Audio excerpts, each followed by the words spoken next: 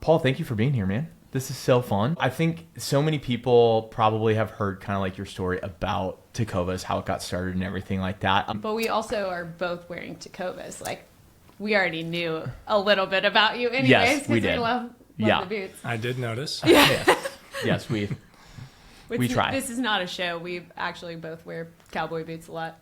Well, likewise, I bought Ranger Station before I knew that we even had a meeting together. So that's great. That is so cool. That's cool. I love, like, I always say all the kind of like partnerships that I feel like we end up in, it's always like, this is how it happens. I feel like where it's like, oh man, there's like a ton of mutual respect. And just, I think there's something about like this just kind of like American dream craftsmanship thing that like just brings people together. So thank you for saying that. That's, thank you for being supporting what we're doing. So yeah, I'm excited that we get to hang out. Yeah. Do you carry a koozie in your back pocket at all times? I've been wondering that since you pulled it out. I'm just wondering. I do have that habit. I've had it for about 13 years, I think. That is such a flex. Yep, I do have a koozie. It does have a curse word on it. I don't know if we need to bleep it out, but that's okay.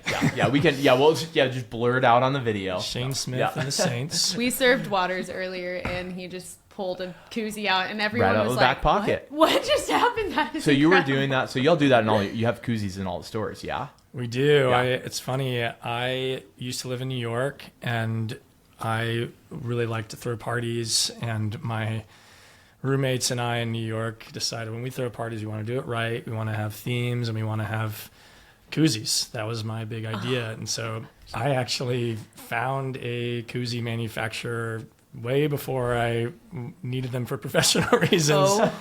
And then we ended up, it's funny because when we needed to make koozies, because I wanted to give a koozie away in every box of boots when we first started, and we still do that for the most part.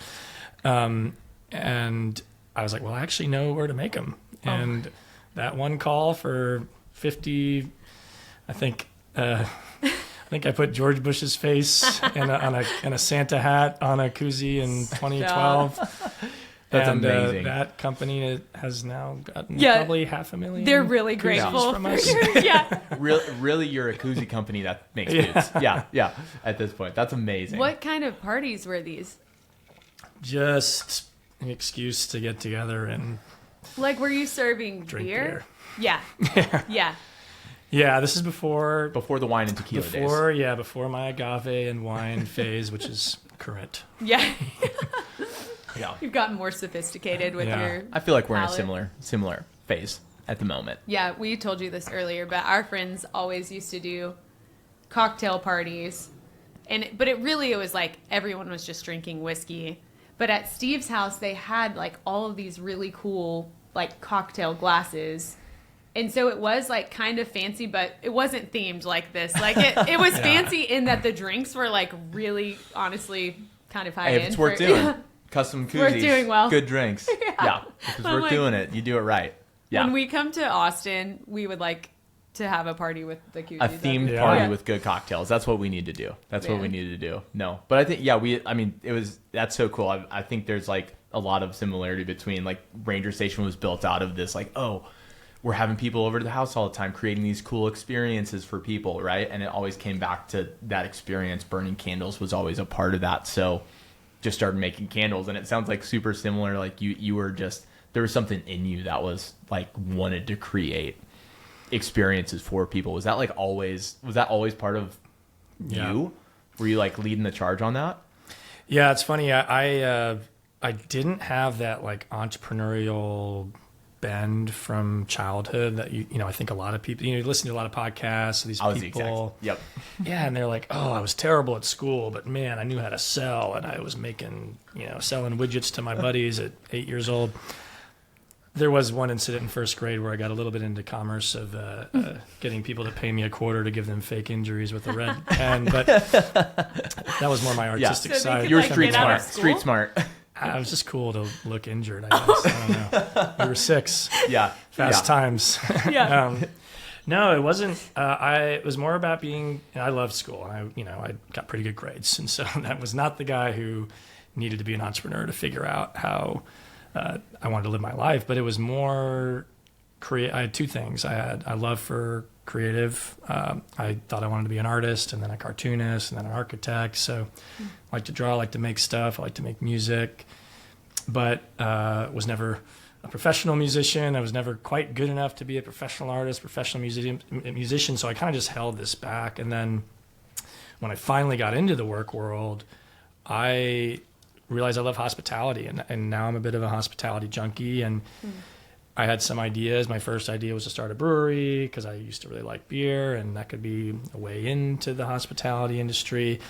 And then the last job I had, I actually took because they owned a bunch of restaurants. They invested in a lot of restaurants, and I really wanted to be a restaurateur. And I'm really glad I got turned off to that because I don't think I would have enjoyed it as much as what I'm doing now. Yeah. But yeah, hospitality was sort of the thing that drove a lot of that business sense and that sense of direction.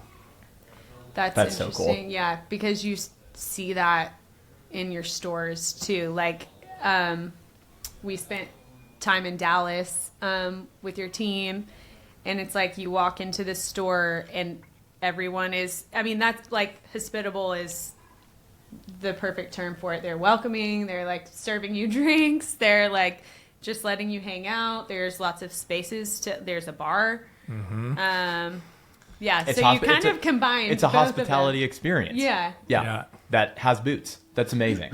Yeah. And that was a relatively, later addition. I was doing, we started out selling boots online only, and that was kind of our shtick. Let's change the business model. But honestly, by year 3, I felt like we were succeeding in spite of that business model, not because of, being online only. And you could tell, like, we knew we wanted to be more. We knew we invested a ton in customer experience. That was like always the first team we built, the one we paid a lot of attention to, the one everyone had to kind of go through at least for a little bit. And, there's only so much you can do in a FedEx box. No offense to FedEx. Love our carriers. Yeah. Yes. Yeah. Thank you, guys. Yeah. But yeah, how much, there's warmth that I think is missing. And, so much of the Western hospitality experience is special and comes from those places of touching and feeling and smelling and pulling on a pair and getting advice and it being in real time and just sensory. And so, yeah, it was obvious that we needed stores, I think, almost as soon as the business was launched, although a lot of people thought it was kind of weird when we did that. Right. Yeah, retail's dead, like it's going away and all that, and you guys doubled down on it and just, Which, by the way, it always annoyed me when that's the party line. If you read the newspapers and if you read, magazines and online, digital publications, they don't. Yeah, it's strange because even now, offline is still 80% of retail, and Anyway, most people just don't realize that, I think.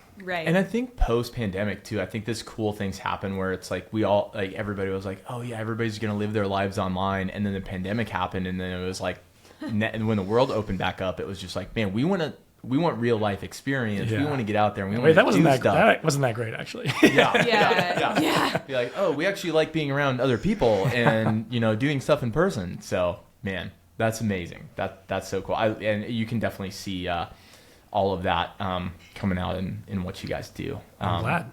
But I was going to say I want to back up for a second. So because so again, did a little bit of research on you. So you grow up in Texas, you end up at Harvard, and there you said something. I was actually listening to a podcast that you were on, and you said something that just like really really stuck with me. And it was you were you had your path was like good grades. I was the same way. I was the exact same way where I was like, I'm going to work hard, I'm going to make good grades and do all that. Like, I loved school, really excelled there. But so you do this, you go to Harvard, then you end up in investment banking, right? Consulting. And then private equity. Equity. And I mean, you said something that I heard where you were like, you're 25, you're making more money than you ever thought you'd be making at 25. And you're sitting at the bar with your buddy and you're just like, I'm not fulfilled. Mm-hmm. tell me about that. Like, what was it, like, what was that feeling like, and how did you know, like, hey, this isn't, and what did that, I mean, I imagine there was some sort of like growing up, you're like, here's what success looks like. And you were kind of like living that identity of like, this is success. And then you're like, wait, I don't feel successful. Yeah, I think I had, first of all, hindsight's 2020. And so my answer to that question is probably in some way more fulsome and insightful now than it was then, and probably not as true, because I don't really remember how I actually felt in some ways. But I do think that a big part of it is I was lucky in that I had that realization earlier on than I think a lot of people do, in part because I basically worked my butt off to get, into the school I wanted to. And then my first 2 dream jobs, I mean, I was like, I did exactly what I thought I was supposed to do for me. And a lot of it was for external validation too. A lot of people, want to go to an Ivy League school because everyone else will view them differently or whatnot. And it was always personal validation for me. And that was really, I think, helpful, because it was just for me. And it was just a feeling of, well, I'm not happy yet. And, I've got a good life. But it made me think about what was missing. And I'm glad I did that, because I was in a place of freedom and I recognized a ton of privilege, and very grateful for the position I was in. I was basically debt-free in my mid-20s, living in a fun city with a great job that was working with cool companies. And, I could look around and be like, I am different from the guy in the cubicle next to me. And I have to think about what those differences are. And that has to be a way for me to think about that question of how I don't feel fully right. I don't feel like I'm doing exactly what I'm supposed to be doing. Today, my answer to that is similar to the Japanese concept of ikigai, which is, what you love to do, what you're good at doing, what the world needs you to do, and what you can get paid to do. And it just felt like I wasn't checking all those boxes. And I think about that concept a lot, and especially a few years ago when I decided to, not to cut to the chase, but when I decided to hire myself out of my role as CEO at Tecovas. But yeah, that was missing. And I realized that all the people around me, I was like, what are my differences? I am more risk tolerant. I'm extremely risk tolerant to a fault. I am creative, and I wasn't executing or using any of my creative brain almost. I spent most of my day in Excel, and I was doing fun stuff and working with cool companies. These are brands. These weren't like B2B companies. Yeah, I was figuring out how to sell candy, actually, which was pretty fun. Yeah, totally. But those 2 elements just seemed to me to be something I needed to pay attention to. And so that was the moment, and it wasn't a bar. Yeah. Was the risk tolerance thing something that was always, was that like, because I feel like different people kind of have some different stories there of like, they had like, at first they weren't risk tolerant, or they hated risk, and they kind of had to overcome that. Was that something that you had to learn, or was that just like always innate in you? You were just like, I'm going to. I laugh because it was a major fault, I think, of mine. And I'd even learned, I technically had one job before consulting. I worked briefly as an options trader. And so I really should be very well trained in risk and pricing risk analysis and whatnot. I am one of 3 siblings. And, if you go ask my parents, I think I was the only guy to overdraw my checking account. And I did it all the time. And I did it because I remember my mom pulled me aside once, and, I was working jobs in the summer to, pay to get my spending money for college, but I'd still have to call my parents every now and then because, lo and behold, I, didn't say no to a lot of things that I should have said no to. And she's like, Paul, you're the only one of the kids who's doing this. And I said, and she remembers this, I don't. I said, Mom, I'm just going to make enough money where I don't have to worry about this again. And I just had this kind of, it wasn't, I wouldn't say that's a positive. I would just say it's a trait that I recognize. It was a confidence and a comfort with kind of a, hey, I'm here once. Like, it's not fun for me to think about, restricting good too much in my life, and it's something I need to be mindful of, actually. So I'm trying to look at both sides of the coin now, but at the time in 2013, 14, it was something that I just needed to recognize as a fact. Have you taken personality tests like Enneagram or like DISC or anything? I have, yeah. What are you on the Enneagram? I'm a D, strong D. Yes. That is Jordan. I'm feeling the connection already. Yes. Yeah, a little C, a little bit of that analytical kind of introspective side. I'm not I'm the opposite of an S. Yeah. I am an D S. is It's a good match. It's a good match. Don't know this. D is dominance, and it is like I am literally like that's the only thing you can see on my chart. Yeah. Like, Jordan's Steve's only like, D, nothing else. Yeah. So risk taker over Well, there. it's actually funny. My test said I was only D, but I like to think I'm a little. Yeah. You adapt. You're adapted. You're adapting up your S. Our your C a team little can bit. tell you that I don't have any C or S or I, maybe a little I. That's amazing. Anyways, you have some yeah, I love that, and I hear that in what you're saying. That like willingness to take a risk. I mean, that's what allowed you to come out of this dream career, right? Like something in you was like, okay, I can take this next step. Like, how did you kind of get to that point? Well, it's a humbling place too, and I think that I all of my college friends were very close, and when I told them what I was considering doing, meaning leaving, a very high-paying job that was sort of what people aspire to do. People go to the best business schools to go try to get even one of the jobs that I had already had, and they're like, you're going to go start a boot store, and it takes you have to have a little bit of a crazy sense of confidence that other people describe as humility. I've never thought about it as humility, but yeah, I guess it was like a little humbling to take a lot of those phone calls and, candidly, like looking at my bank account for about 5 years, sort of in the negative and floating around that. And when it could have been much different, obviously, but like, did I do the right thing? Yep. Yeah. But you know what's funny? I literally never had a doubt. And I think, again, maybe that's a fault. Maybe I need to think a little bit more about risk. I think it's a strength. You just need to surround yourself with people who are...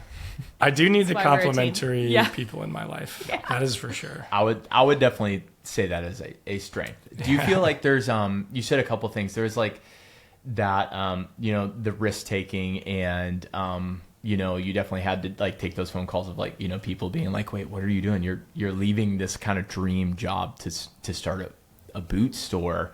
Was there a part of that? Which is how they described it too, and I said, no, it's a brand. Right. Yes, You're like, wait, store. a boot store? Yeah, it was like me going from drums to candles. They're like, you're just making candles. I'm like, it's a brand. It's like, you'll get it no, one at day. that time, you're like, no, it's a lifestyle D2C brand. Yeah. Using all the D2C buzzwords. Yeah. But was there a piece of that where it was like, almost like, I've got something to prove now, where it's like there was this, and is there a part of you that felt like, like almost like you're not comfortable unless you're in a place of challenge like that, where it's like, this isn't easy?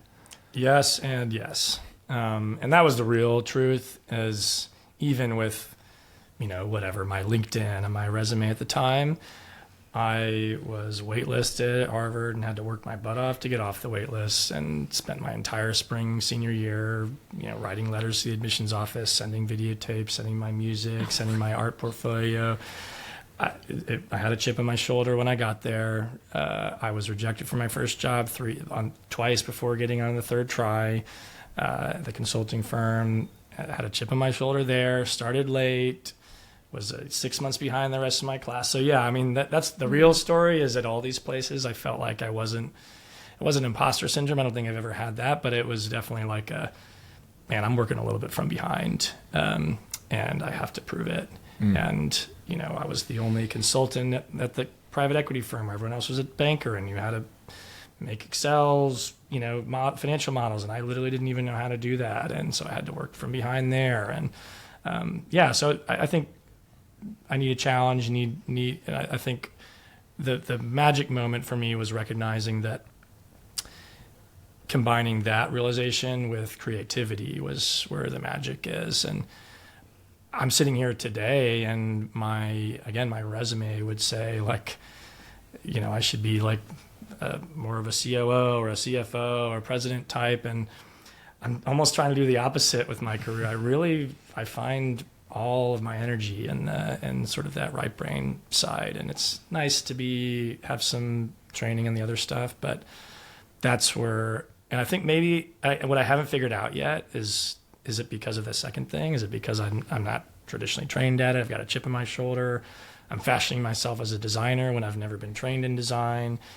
I think there's a little bit of that, but I also think I always wanted to be an artist, and I just kind of feel it in your heart and trying to go for it. And my creative work so far is Tecovas and a lot of the experiential elements and the physical product we make. I designed our products for the first 4 years, and it was an amazing outlet and one that I'm very thankful for.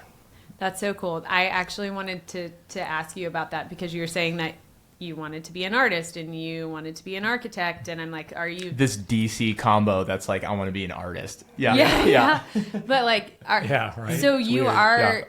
How are you like flexing that creativity now? And like, are you still designing products? I mean, a little bit influencing, more so it's humbling than when you have designing. a design team who's really, Well, and that's been my realization as I've been trying to figure out more as Tecovas has progressed. What is it that only I can do? That's sort of the question I try to ask myself every year. And I think everyone would be. Listen, it's also a question of privilege, and a lot of people don't get to ask that question. Maybe ever, or they think they can't. Although I would argue that most people can actually, and it isn't necessarily like CEO or world famous musician. That's not what most people are going to end up doing. There's very few people who are doing what only Chris Stapleton and Zach Bryan can do. Those are those are unique individuals who are savants in some ways. But so everyone is a savant, but it doesn't have to be a savant thing. So I've kind of viewed. It's the amalgamation of this stuff that I think is unique. I don't know anyone who would have made all the same decisions or been able to participate in the same kind of conversations. And I don't want to sound egotistical, but that I've been trying to say, I've been trying to get comfortable with the fact that, no, I'm not, in my daydream, maybe I've got an art gallery somewhere and I designed my own house, but I need to hire people for that, and that's fine. But there's probably a unique combination of things that will result in what people end up experiencing with Tecovas and whatever else comes out of this life. Totally. So I view it more as if I wasn't going to be a pro at this thing or that thing, maybe being dangerous enough at 3 or 4 of those things can turn into something really special that will be hard to replace. That's really cool. And it does make you feel when you are in a position where you're like, oh, actually this be pretty hard to replace what I'm doing. Yeah. It's a good place to be. And totally. I mean, you said it you don't want it to sound egotistical, but it's like, I think it is really important. Like, we talk about this a lot, and I think even when we think about our team, it's like, okay, how do we get the people in the right seats doing what only they can do? It's not egotistical. It's actually a really wise way to It's very think. Self-aware. Yeah. But we've been trying to kind of think through that for ourselves too, and it totally changes your work life and allows you to rely on people around you where you need to. And you have to do it to grow too. It's just like you can't do it all, right? Yeah. So it's and it allows you, like you just said, like be dangerous in like the areas that you really want to lean into. Exactly. Yeah. And there's a lot of I'd say if you read all the management books, pre 10 years ago about how to be a CEO, how to be almost all the literature is like, just find someone smarter than you and get out of their way and it's like, there is a lot of that. There's a lot of that. I get it. But that doesn't, that only makes you really fulfilled if you've been kind of hired to do that. And if like your idea of success is getting out of the way. But I've realized I've got too much pent up sort of, I don't know, energy to just be someone who's constantly getting out of the way. So it is, I think, just as important to find out, actively what you do want to spend time doing, and not just like constantly Peter principling yourself out of your own business. So there's been plenty of areas where at Tecovas, we have been very self-aware, recognized areas that we need development and gaps filled and complementary skill sets. But, it's okay to be selfish and say, well, what do I really want to be doing too? It's not just like, someone's better than me out there. It's my job to go find them. It's right, like, totally. Right. That's kind of a depressing way to go through your career. Yeah. So what is your sweet spot? Like, what gets you out of bed in the morning? What do your days look like? What are you like most stoked to go do? Anything to do with delivering our consumer promise, physically and experientially. So with product and the experience of storytelling. So to use less flowery language, I'd say I spend probably most of my time with the product team. And it's both on the merchandising and design side. Obviously we have people who do those jobs, and I'm not responsible for either, but nor does anyone report to me for that. But it's, I'm influencing, and I'm trying to make it clear that, hey, we're not that old of a brand. We're in our 9th year, but almost everyone on these teams is, somewhere in the few months to a few years on the team range. So the combined experience and the global view of the business, I think, is where I can help provide a lot of perspective. So it's product, it's brand. I love retail. Retail has become our source of providing hospitality in the way that we mentioned before. Radical hospitality is what we call it internally. It's one of our sort of pillars of our business internally.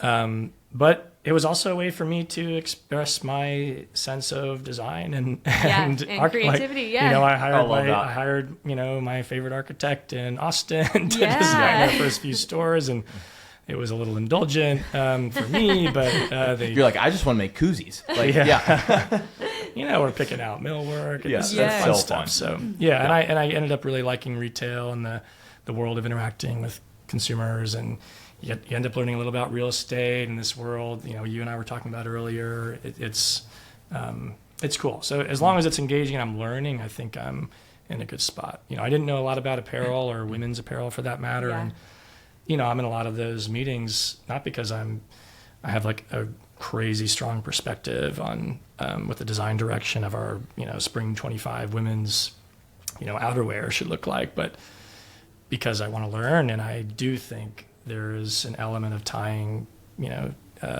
oneself to the brand story that people do need to be successful here.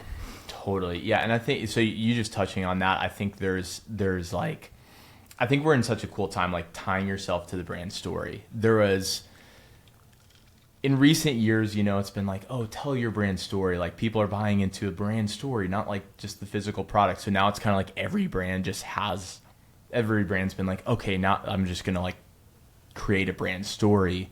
But it's different to be like living that story where you're just like, hey, like I just care. Like this has been birthed out of just like you pushing yourself, redefining success for yourself, and like leaning into like, hey, this is what I want to do. And this is just how I want to spend my time. And like, here's a cool product that's come out of that. Yeah. Yeah. I think what you're touching on there for me, what rings true is, and we were talking about this at lunch with my team actually, was we're trying to figure, when we have improvement areas, I'm trying to figure out, well, how can I be helpful? And, what is it the team might be missing in this area or that area, either process or maybe a missing piece or a person that we don't have. And a lot of times it's just passion, and it's like caring so much to get the right answer. And I think even for, I think a lot, I hired a CEO. So a lot of people looked at that as, oh, Paul wants to step away, Paul wants to step back. And don't get me wrong, I might very well want to do other creative things in my career separate from Tecovas, but that's not the why. And I think it's hard to relate to that unless you've been an entrepreneur and you're like, man, I don't care who is in what seat. Like this kind of, this came out of me. This is it came out of a very, and this is a little bit unique to me in terms of the spike, but you should ask my team this, because I do think they would probably describe me this way. And like the reason I have such strong opinions when asked about things that may seem not as important is because I think they are really important. And I think that it's so important to get the details right. It's so important to get anything that affects the consumer's perception of the brand right. And it's not I try not to be getting in the way of people. And this isn't like being cute for the sake of being cute, being detail oriented for the sake of being detail oriented. It's like really recognizing,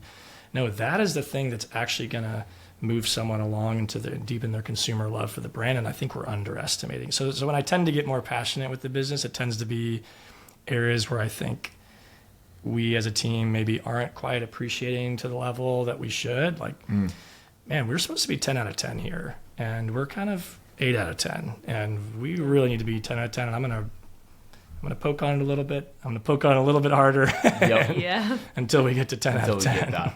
Oh, I love that. It's reflective of us, and I want people to feel that way and that sense of ownership. And that kind of sounds BS. You know, a lot of people join startups and like, oh, we're a family. And by the way, we don't say that. We say we're a team. Yeah. You know, and teams important too. You know, teams Totally. win championships. Teams have strong bonds for a long time, if not forever. And if you do it the right way, but you kind of have to have a team mindset to get the passion. You got to get people who want to win, and you know, that's where it's easy for me to say because that was my natural instinct going into it. And it's personal. It's harder to for teach you. though. Yeah, it's harder to make it personal. Yeah.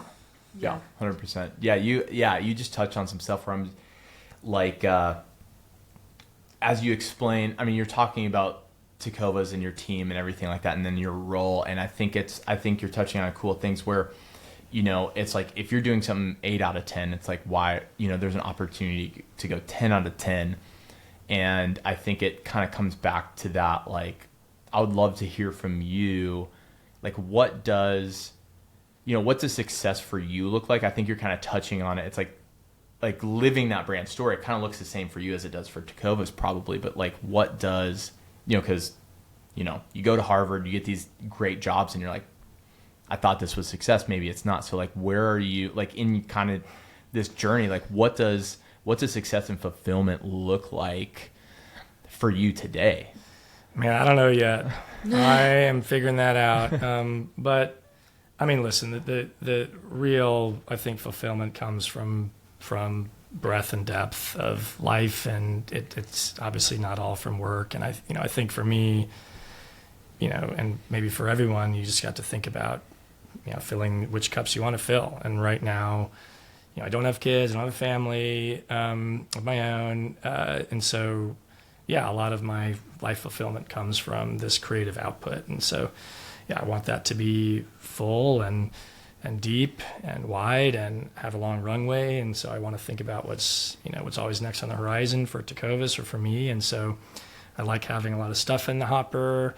I like being connected, but you know, I kind of have the buckets currently, and we'll add what buckets later. But it's, you know, it's creative fulfillment, it's feeling good personally, and having balance. And thankfully, I've been able to pay a lot more attention to that bucket recently in the last 2 years. After you hired your a CEO. Yeah. Work out every day. Yes. There you go. Have sleep every day. Yes. Yeah, you know. you actually get to sleep now. Yeah. Meditate every now and then. I'm not very Yeah. good at it.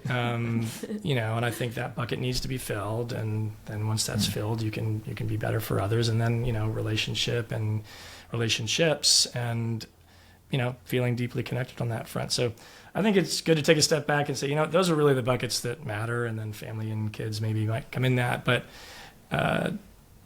yeah, for me, we're kind of talking about that first bucket. And that's, for me, what's been on my mind a lot lately, because I did delete a lot as well from that bucket. You know, I deleted a lot of the stuff that was filling my time. You know, I had 10 direct reports and, you know, had 2/3, 3/4 of a calendar filled every week automatically before you even started thinking about your priorities and your strategy and your, you know, the rest of your life. And now it's more zero based. Yes. It's more like, all right, wait, I need to fill this Where am I calendar going this actually. week? Yeah. Well, I think that's cool because it's like, I think it's something that happens is like the reason you kind of like start where you kind of end up, especially in that CEO role. It's like it's not like always your days look so different than like why you kind of started the thing. Yeah. And it sounds like you've kind of like A lot happens by default. Yeah. And you've done a good job of like kind of getting yourself back to like, oh wait, like why did I start this, and kind of get back to like, oh, this is what like fills me up, and realizing it's okay to be like, I'm not going to be CEO anymore. I'm going to go do this thing that I really enjoy. Not to say you didn't enjoy the other thing too, but you're just like, hey, this is like why I started it. I want to get back to that. Yeah. I think that's really cool. So what do you do for fun? Like, what do you do in your downtime? Oh man, good question. Well, I do work out a lot, but that's more just like a baseline. I like to be outside, but I don't like the heat that much, so I spend a lot of time in Colorado. Yeah. You live in Texas, but don't like the heat. Yeah. Yeah, so I've been going to Colorado as much as I can to escape the heat. Doing skiing or hiking, or what are you doing? Skiing. I've got 27 days on the slopes this year. Oh my gosh. I'm going to Beaver Creek on Tuesday, and I'm just like, I'm counting down the hours. It's great. I mean, being outside, and if you can figure out a way to do physical activity outside in a way that's almost meditative, like that's been amazing.